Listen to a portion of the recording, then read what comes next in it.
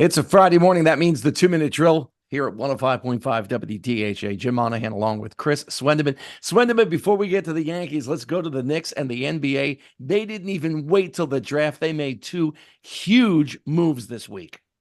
Absolutely, Jim. It's the Nova Knicks now, baby. It's all about the Team Nova, bringing them back together. And one of the most coveted players in the NBA, Mikal Bridges, went to the Knicks for a boatload of draft picks.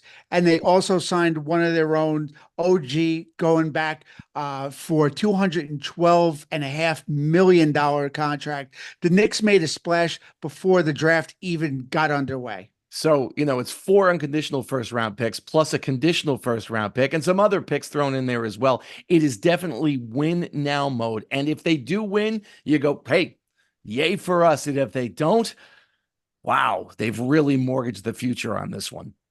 But you know what, Jim? This was a long time coming. They had, they kept acquiring picks. A couple years ago, they tried to get Donovan Mitchell. They couldn't get it done. They were waiting for that one big player to overwhelm a team and say, listen, we're putting all our chips in the center here. You take all these picks. We're going to take your best guy. And that's exactly what they did to the Nets. They made the Nets an offer they just couldn't refuse. We're just a little bit over 4 weeks away from the Major League trade deadline. The Yankees are definitely buyers. The question is, Chris, how many positions do they buy? First place, a definite issue. Second place, Glaber's a mess. DJ LeMahieu, boy, did he get exposed during the Mets series. The outfield is pretty solid, but there are injuries all over the place between Rizzo, Stanton. Gee, there's a shock. And teams are running on them left and right. There are a ton of holes they need to plug. It really is. Yeah, I mean, they've been exposed since really the Dodgers and Boston kind of broke it open, and then Atlanta followed.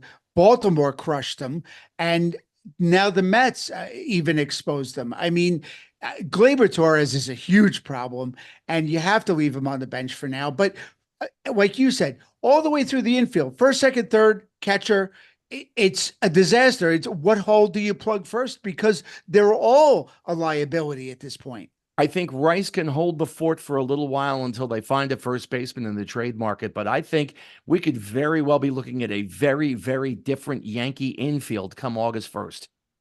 Absolutely. There are players out there, and the Yankees are ripe. The AL is ripe for the taking right now. The Yankees have to take, they have one of the best records in the league. They have to pounce on this and get it fixed because they could be in the driver's seat, but with this infield, it's not going to happen.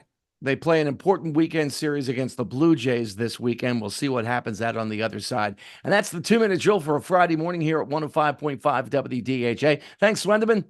You got it. Talk to you next week, Jim.